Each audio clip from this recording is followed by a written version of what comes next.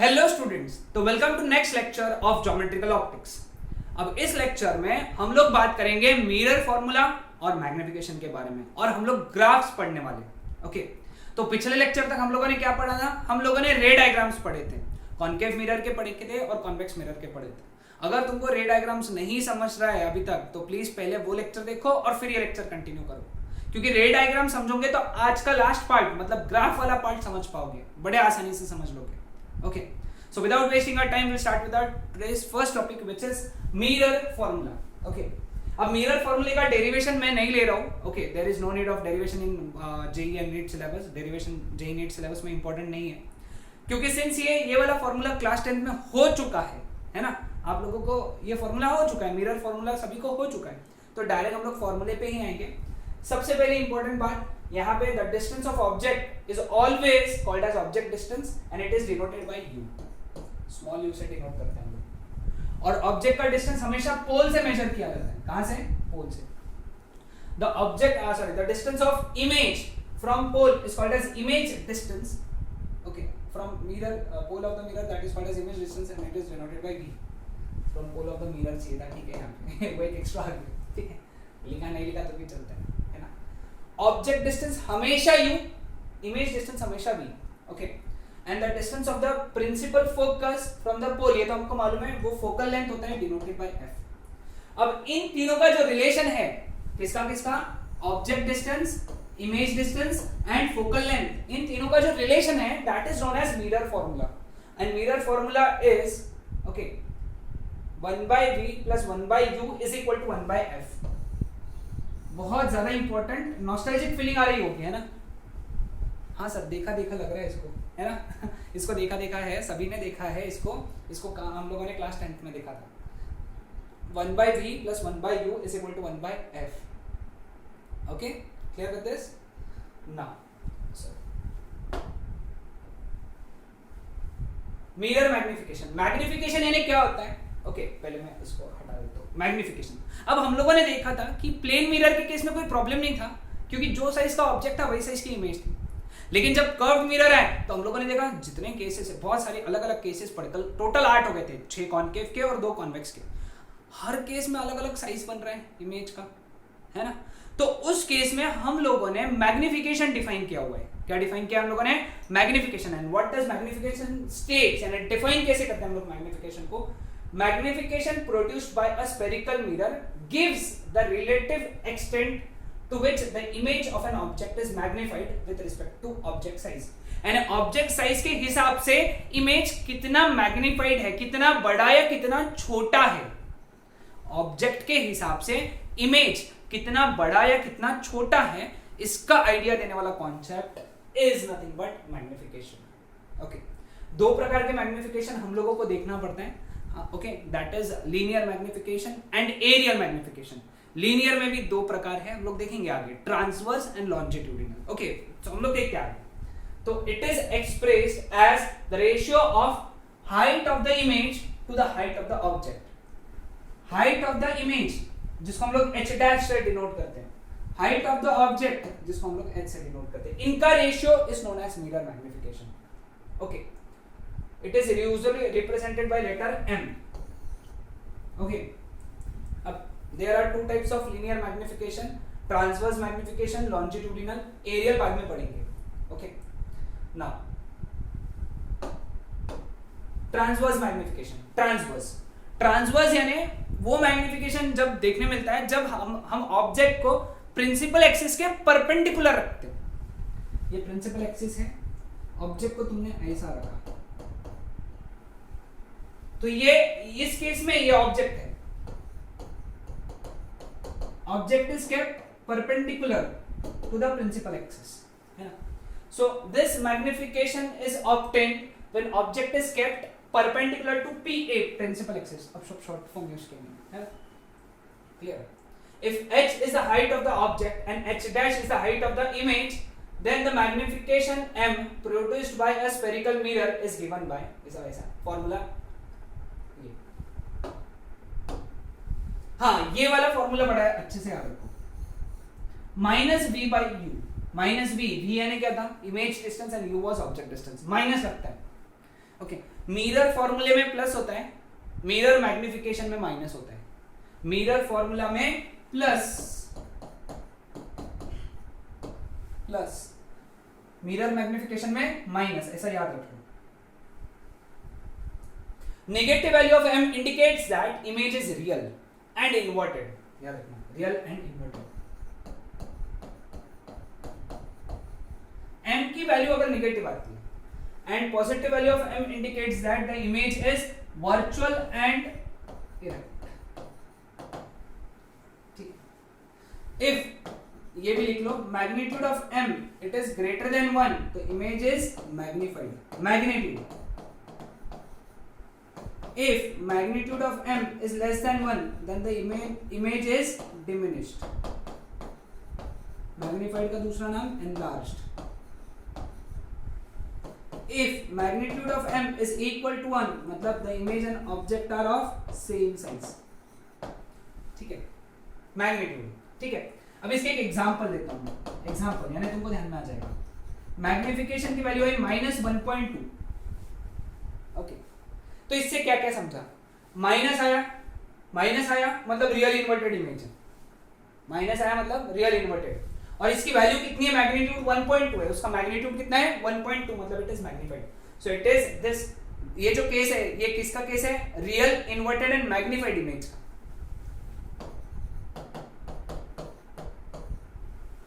अब इसका आंसर बताओ, तुम बताओ ये किसका केस रहेगा? पॉजिटिव यानी वर्चुअल इरेक्ट है, 0.6 यानी 1 से छोटा है, इट इज डिमिनिश्ड, तो virtual erect and diminished. Okay, clear?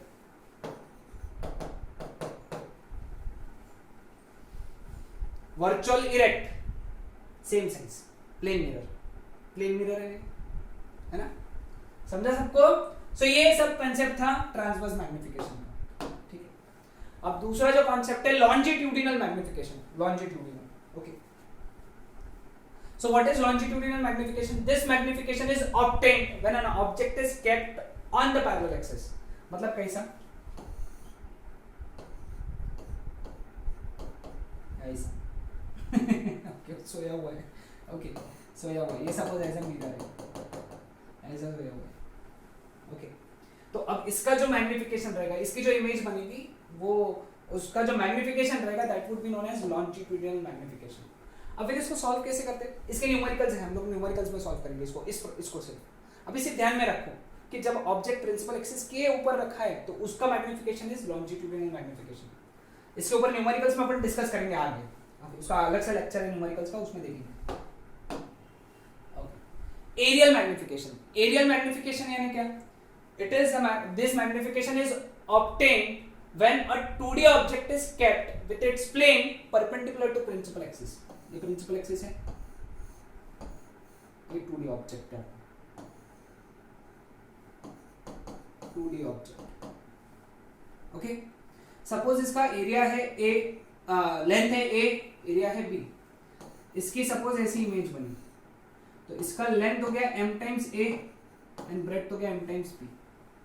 Okay, clear? तो magnification that is area of image upon area of object. Okay, aerial magnification. What is area of image? Image का area क्या है? m into a into m into b, m a into m b upon area of object is a b, where m जो है m that is linear magnification। a क्या है? linear magnification, तो it is m square, यानी aerial magnification is square of linear magnification। याद रखो, aerial magnification is square of linear magnification। Again इसके ऊपर न्यूमेरिकल्स अपन डिस्कस करेंगे, तुम सिर्फ फॉर्मूला नोट डाउन करो, फॉर्मूला नोट डाउन करो। चलो ग्राफ्स, अब ग्राफ्स हम लोग अलग अलग, ग्राफ्स पढ़ने से पहले, ओके सॉरी, वो टॉपिक स्टार्ट करने से पहले मैं तुमको एक बार शॉर्ट में रिवाइज कराता हूँ। कॉन्केव मिरर के केस क्या थे? कॉन्केव मिरर में पहले हम लोगों ने ऑब्जेक्ट को, है ना, इंफिनिटी पे रखा था, याद है, कॉनकेव मिरर में। ये बड़ा इंपॉर्टेंट पार्ट है, बहुत इंपॉर्टेंट पार्ट है। ऑब्जेक्ट को इंफिनिटी पे रखा था, उस वक्त इमेज बनी थी फोकस पे। फिर ऑब्जेक्ट को बियॉन्ड सी रखा था, सी के पीछे, है ना, बियॉन्ड सी, तो उस वक्त इमेज बनी थी एफ एंड सी के बीच में। फिर सी पे रखा तो इमेज सी पे बनी। फिर सी एंड एफ के बीच में रखा तो इमेज बनी बियॉन्ड सी। फिर एफ पे रखा तो इमेज बनी इंफिनिटी पे। फिर एफ और पी के बीच में रखा तो इमेज बनी बियॉन्ड मिरर। पहला, दूसरा, तीसरा, चौथा, पांचवा, छठवा, पूरा आ गया है ना, पूरे केसेस आ गए। ओके, यानी इसका मतलब क्या है कि इसको हम लोग दो पार्ट में डिवाइड करेंगे। यहां तक देखो, दो पार्ट में। अब देखो, सारे डिस्टेंसेस कहां से मेजर होते हैं? पोल से मेजर होते हैं, है ना। अब इंफिनिटी बहुत पीछे, मतलब अपन ऑब्जेक्ट को, ये एफ हो गया, फोकस हो गया, है ना, ये वाला डिस्टेंस एफ हो गया, ठीक है। हम लोग ऑब्जेक्ट को इंफिनिटी से, यानी पोल से इंफिनिटी से मेजर करते हुए फोकस तक लेके आए, यानी ऑब्जेक्ट का डिस्टेंस 0 टू एफ चेंज हुआ, sorry, infinity to f change हुआ ऑब्जेक्ट का डिस्टेंस। देखो, जैसे मैं लिख रहा हूं वैसे लिखना तुमने भी। ऑब्जेक्ट का डिस्टेंस इंफिनिटी से एफ तक चेंज हुआ, तो इमेज का डिस्टेंस, जब ऑब्जेक्ट इंफिनिटी पे था तो इमेज बनी थी एफ पे, यानी इमेज का डिस्टेंस एफ था, इंफिनिटी तक चेंज हुआ, क्योंकि जब ऑब्जेक्ट को एफ पे रखा था तुमने तो इंफिनिटी था। ये वाला केस यहाँ तक, है ना। ये लाइन मतलब यहाँ चाहिए था, यहाँ चाहिए था, ये वाली लाइन इधर ड्रॉ कर लेना है, समझे? क्योंकि ये वाले रेंज में, u के ये वाले रेंज में वी ऑब्टेन्ड रियल इमेज, है ना। u के ये वाले रेंज में इंफिनिटी से f तक, जब तुम u को, यानी ऑब्जेक्ट डिस्टेंस को इंफिनिटी से f के बीच में रखोगे, कुछ भी रखो उस केस में, तो तुमको कौन सी इमेज मिल रही है? Real image. तो उस केस में तुम्हारे इमेज डिस्टेंस क्या थे देख लो, ठीक है, ध्यान में आया? क्लियर? और नेक्स्ट केस क्या था तुम्हारा? f से 0, f to 0, है ना। तो उस केस में f पे तुम्हारी इमेज इंफिनिटी पे थी, जब ऑब्जेक्ट f पे था इमेज इंफिनिटी पे थी। अब जब ऑब्जेक्ट पोल पे रहेगा तो इमेज भी पोल पे ही बनेंगी, क्योंकि पोल ओरिजिन है। जब ऑब्जेक्ट पोल पे रहेगा, ऑब्जेक्ट डिस्टेंस 0 यानी क्या? ऑब्जेक्ट डिस्टेंस 0 मतलब ऑब्जेक्ट पोल पे है, मतलब इमेज भी पोल पे बनेगी। तो इन दो केस में इमेज जो थी वो वर्चुअल थी, वर्चुअल इमेज बनी, ठीक है, क्लियर? तो एक काम करेंगे हम लोग, ये नोट डाउन कर लेंगे, मैं यहाँ पे इसको अलग से नोट डाउन करूंगा। इंफिनिटी से f पे, f टू इंफिनिटी है, f टू 0 पे, इंफिनिटी टू 0, ठीक है। तो इसको नोट डाउन कर लेता हूँ। सभी ने, एक्चुअली ये सभी ने ऐसा लिखा होगा, तुमको समझाने के लिए बताया मैंने, ये ऑलरेडी हम लोग पढ़ चुके हैं कल के लेक्चर में, ठीक है। तो इसको हम लोग लिख ले रहे हैं यहाँ पे मैं अलग से यहाँ पे लिख देता हूँ कि u जब इंफिनिटी टू f था तो v f टू इंफिनिटी था, और फिर f टू 0 जब था तो इंफिनिटी टू 0 था, ठीक है। इस केस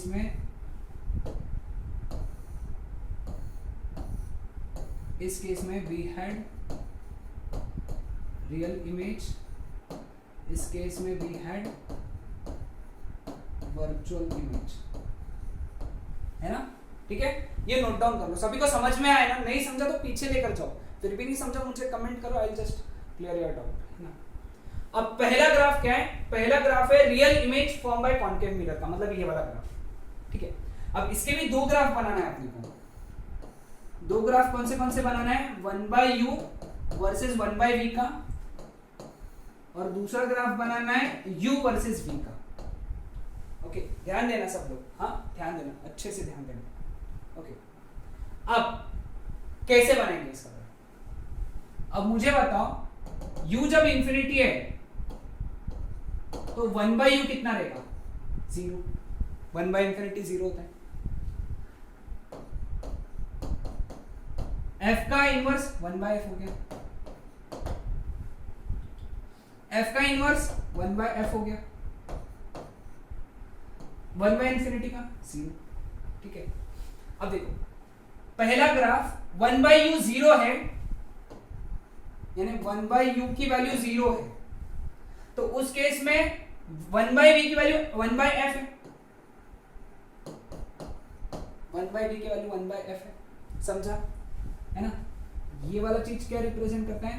जब 1/u 0 है तब 1/v 1/f, क्योंकि अपन 1/v प्लॉट कर रहे तो 1/v की वैल्यू 1/f, और जब 1/u 1/f है, 1/u 1/f है, तब 1/v का वैल्यू 0 है।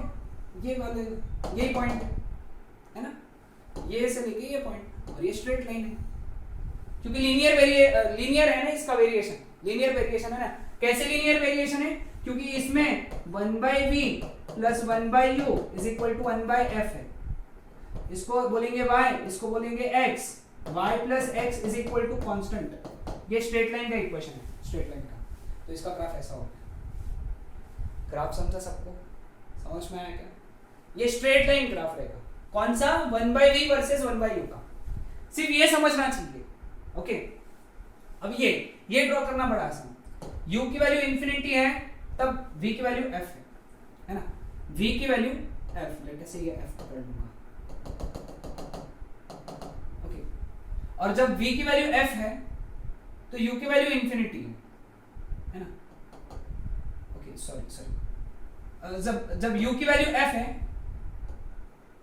u की वैल्यू f है तो v की वैल्यू इंफिनिटी है। इंफिनिटी यानी बहुत ऊपर, यहाँ पे भी इंफिनिटी यानी इधर, तो ये ग्राफ ऐसा ग्राफ है ना। देखो ये कंडीशन सेटिस्फाई नहीं, ये बहुत आगे जा रही, मतलब इंफिनिटी पे मिल रही, ये वाली लाइन u पे इंफिनिटी पे मिल रही, उसकी वैल्यू कितनी है? f है ना। v की वैल्यू f है, कब? जब u इंफिनिटी है ना, जब v f तो u इंफिनिटी। ये भी देखो ये ऊपर जा रही है, मतलब v इंफिनिटी हो रहा है, v इंफिनिटी हो रहा है, कब? जब u का वैल्यू f है। ओके, अब ये कैसे पता है रेक्टेंगल, ये हाइपरबोला है, दिस इज हाइपरबोला।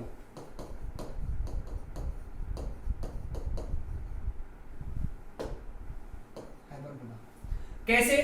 क्योंकि देखो अगर हम लोगों ने प्लॉट किया इसको तो 1/u plus 1/v is equal to 1/f होता है, या फिर 1/v, हम लोगों ने देखा है ना, 1/v plus 1/u is equal to 1/f। This is nothing but equation of hyperbola. अगर v और यानी 1/y plus 1/x is equal to constant, this is the equation of hyperbola, this is the equation of hyperbola. समझ में आया सबको? Clear है? Okay, अब मैं पूरा नहीं हटाऊंगा क्योंकि वो रखना है हमको, है ना। तो ये पहले ग्राफ्स हो गए, कौन से? रियल इमेज के। अब आता है virtual image form by concave mirror, यानी ये वाला पॉइंट है। अब इसके लिए भी दो ग्राफ रहेंगे। पहला ग्राफ रहेगा 1/u वर्सेस 1/v का, और दूसरा ग्राफ रहेगा u वर्सेस v का। ठीक है, अब देखो यहां पे u की वैल्यू 1/f अगर होती है तो v की वैल्यू 1/इंफिनिटी यानी 0 हो जाती है, 0 हो जाती है ना। देखो मैं इसको इन्वर्स कर रहा हूं, f को 1/f लिखा तो इंफिनिटी को 1/इंफिनिटी यानी 0 लिखा। अब u को 1/0 यानी इंफिनिटी हो जाएगा, तो v भी इंफिनिटी हो जाएगा। ठीक है, क्लियर? तो देखो आप कैसे प्लॉट करेंगे? जब 1/u का वैल्यू 1/f है, 1/u का वैल्यू 1/f है, तो 1/v का वैल्यू कितना है? 0। 1/v का वैल्यू कितना है? 0, मतलब ये वाला पॉइंट। ठीक है, ये वाला पॉइंट। फिर जब u इंफिनिटी तो v भी इंफिनिटी, तो ये ऐसा। सॉरी 1/u इंफिनिटी तो 1/v भी इंफिनिटी है ना। इसको कैसे समझेंगे, जब 1/u 1/f है तब 1/v 0 है, ये जब u इंफिनिटी तब v भी इंफिनिटी, यानी ये लाइन आया लाइन में सबको क्लियर है।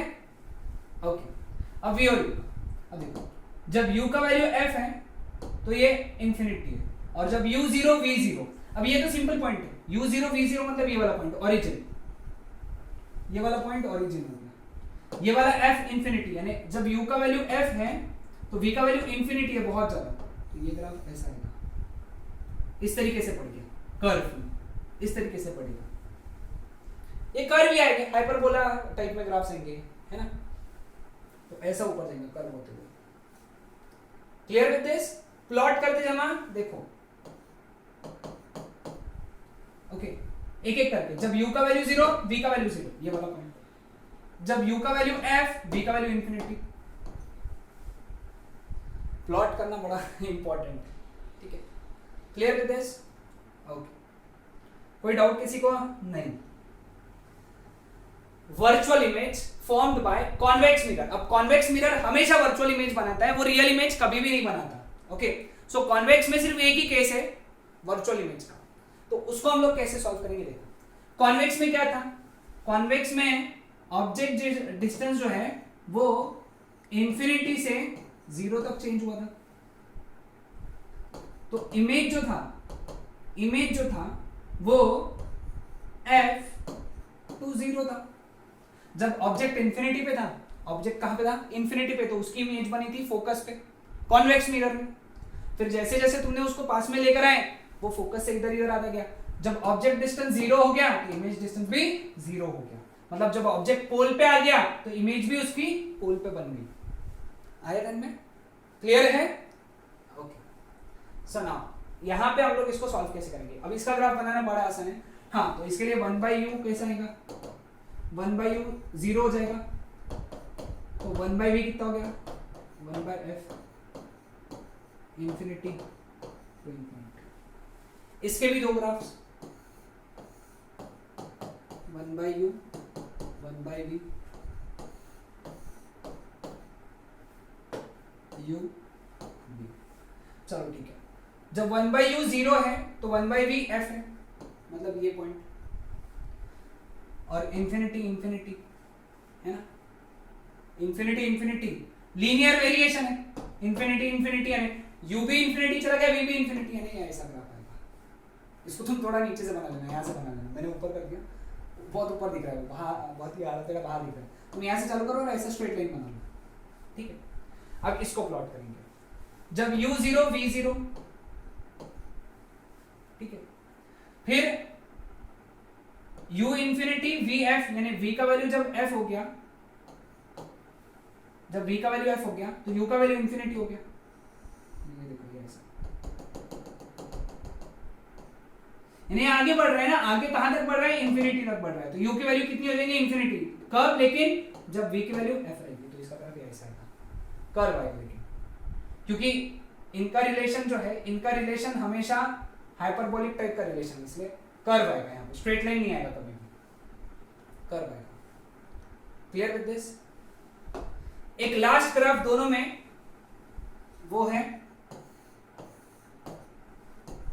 m वर्सेस u का, दोनों में, ये तुम्हारे लिए होमवर्क है। m यानी मैग्निफिकेशन, मैग्निफिकेशन वर्सेस u का कैसे समझेंगे देखो। जब ऑब्जेक्ट इंफिनिटी पे था है ना, तो मैग्निफिकेशन 0 था क्योंकि बहुत ही छोटी साइज थी, फिर वो f तक आया तो ऑब्जेक्ट की जो मैग्निफिकेशन है वो इनफाइनाइट हो गई, क्योंकि f पे आने के बाद में वो इनफाइनाइट डिस्टेंस पे चला गया तो उसकी हाइट बहुत बढ़ गई थी, मतलब मैग्निफिकेशन इनफाइनाइट हो गया। फिर वापस f से लेके 0 आया तो उसकी मैग्निफिकेशन 0 हो गई। ये किसके लिए था, कॉनकेव। अब देखते हैं कितने लोगों को प्लॉट करते जमता है। ओके बताना इसका प्लॉट कैसा आएगा मुझे। ओके अगेन अब कॉन्वेक्स के लिए, कॉन्वेक्स के लिए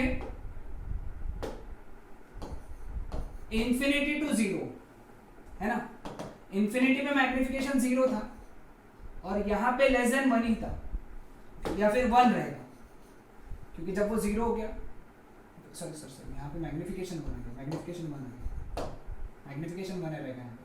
कैसे मैग्निफिकेशन 1 रहेगा यहाँ पे मैं बताता हूँ, समझाता हूँ मैं, देखो, क्योंकि जब u 0 हो जाता है मतलब ऑब्जेक्ट पोल पे है,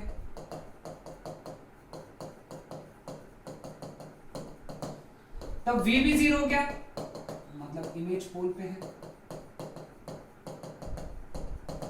ओके, जब दोनों एक दूसरे के ऊपर है मतलब सेम साइज है, मतलब मैग्निफिकेशन 1 है। ओके, अब ये तुमको प्लॉट करना बड़ा आसान है, तो देखते हैं कितने लोगों को प्लॉट करने जमता है m वर्सेस u का, इंपॉर्टेंट है, प्लॉट करके रख लो, ठीक है। तो ये था graphical analysis of image distance and object distance. इसके ऊपर बेस्ड न्यूमेरिकल्स हम लोग नेक्स्ट लेक्चर में पढ़ेंगे। Okay, that's it.